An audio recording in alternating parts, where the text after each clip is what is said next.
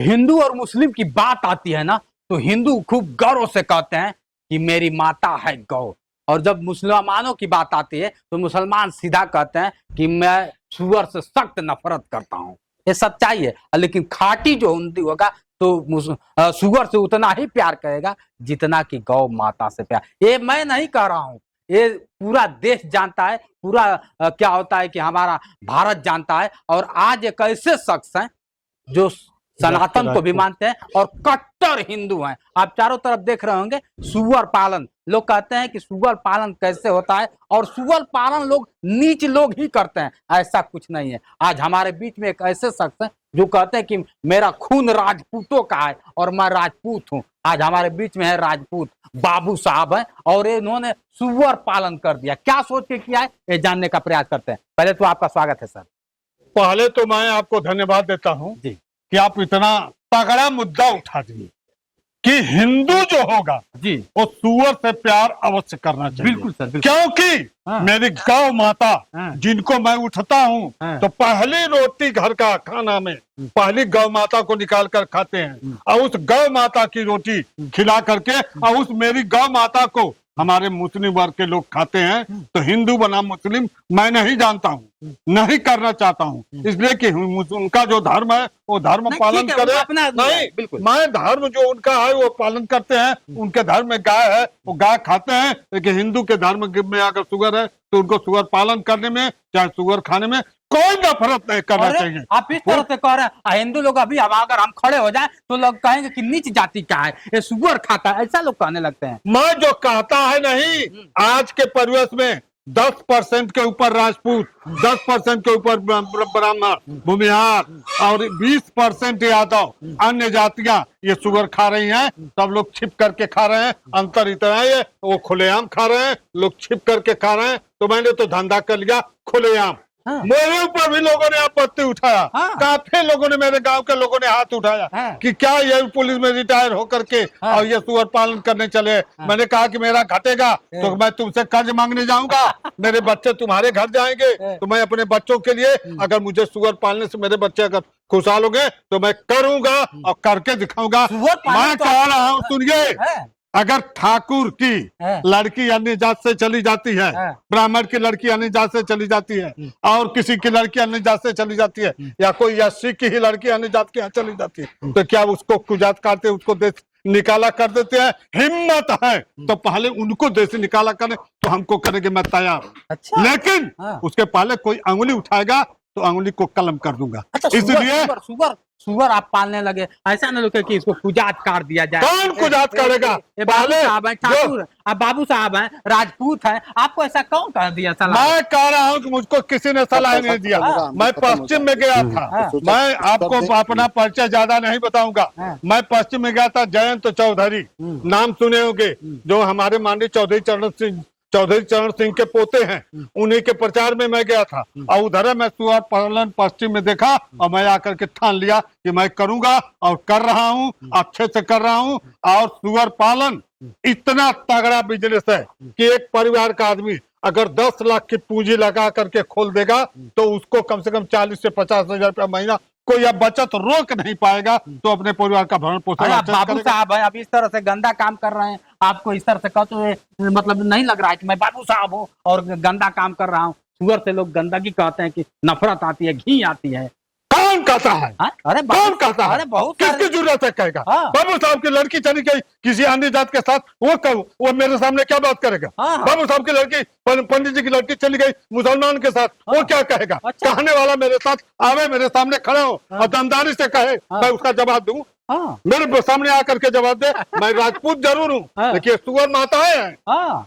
इसलिए कि जब मेरे धर्म के विरुद्ध मुसलमान आवाज उठा सकते हैं तो ये उनके धर्म के विरुद्ध है। मैं इनको अपनी माताएं मानता हूँ और इन्हीं से मुझे 10 रुपया मिलना है, तो इन माताओं को मैं नमन करता हूँ, मैं प्रणाम करता हूँ। ठीक सुबह 4 से 4:30 के बीच में आता हूँ मॉर्निंग, और पहले पूरे सुअरों को प्रणाम करता हूँ कि हे लक्ष्मी, मुझे बढ़ाए रहना, मुझे अग्रसर की तरफ ले जाना। तो ये बात मत कहिए कि लोग नफरत करते हैं। नफरत वही करेंगे जिनको कुछ नहीं करना है, सड़क छाप ठुल्लू की तरफ घूम रहे हैं वही नफरत करेंगे। जिसको 10 रुपया कमा करके अपने परिवार का भरण पोषण करना होगा वो कभी नहीं नफरत किसी चीज से करेगा, वो पैसे को देखेगा। अच्छा, कब से सुअर पालन आप चालू किए?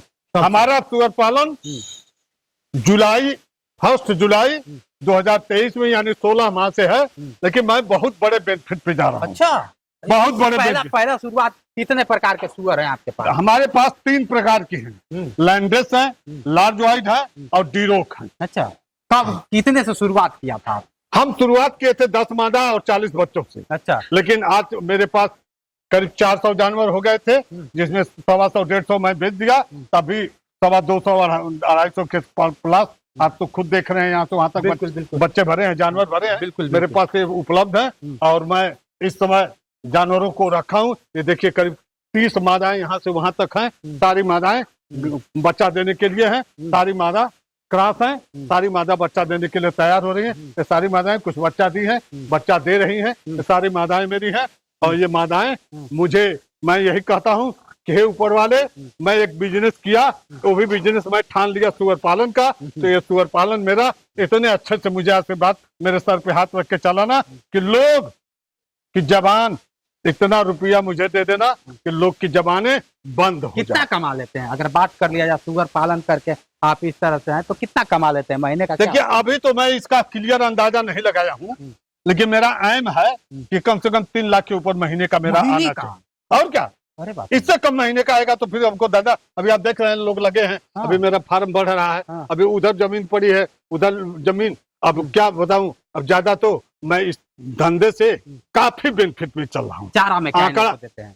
चारा में इनको मैं अपना चारा बनाकर खिलाता हूँ।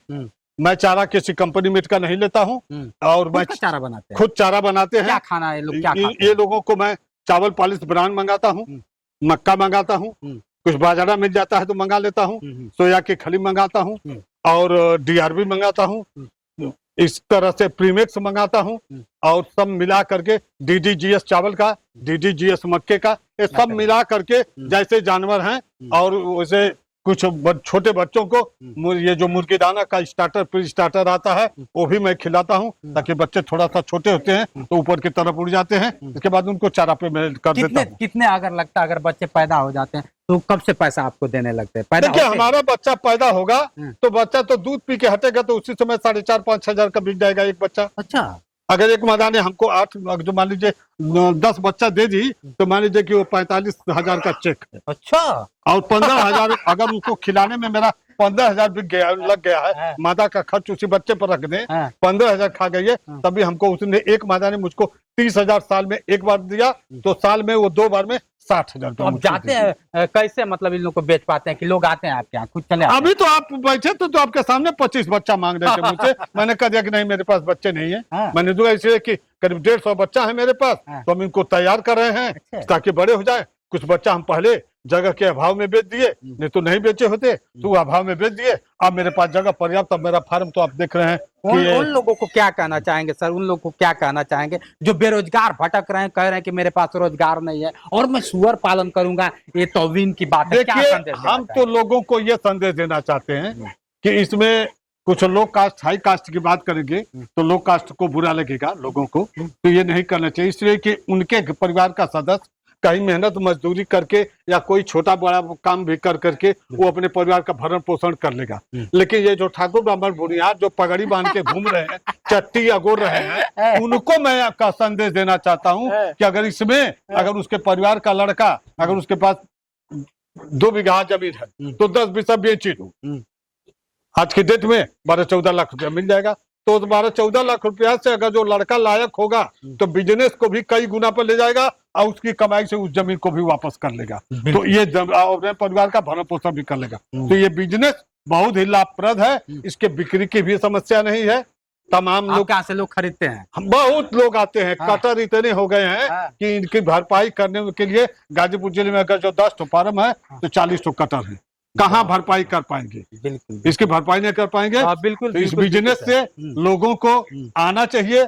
मैं तो लोगों क्या बात कर लिया, कितना जगह होना चाहिए मैक्सिमम शुरुआत दौर में? देखिए जगह आदमी के पास पर्याप्त होना चाहिए, कम से कम जहाँ जगह खोल रहा हो, अगर उसकी मानसिकताएं फार्म लंबा करने का है तो 1 बीघा से कम जमीन होना चाहिए। इसलिए कि फार्म बनवाएगा, गड्ढा बनवाएगा, पानी निकलने के बनवाएगा, राशन के लिए बनवाएगा, तो जगह तो होना चाहिए। लेकिन अगर उसके पास कम भी जमीन है तो छोटे आयात पर भी वो कर सकता है। छोटे आयात पर जैसा करेगा उसी प्रकार की आमदनी होगी। लेकिन चूंकि मेरी मानसिकता है कि बड़ी पूंजी लगाएगा तो बड़ा फायदा होगा। बिल्कुल बिल्कुल।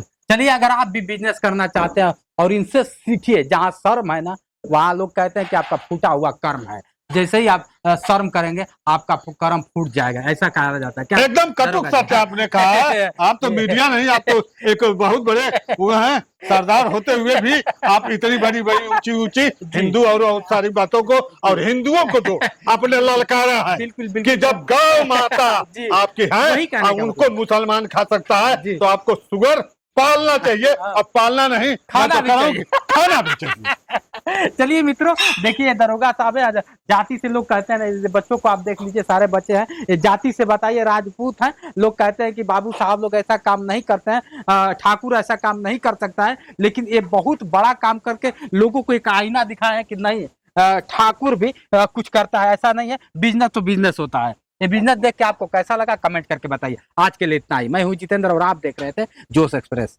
नमस्कार सर। नमस्कार।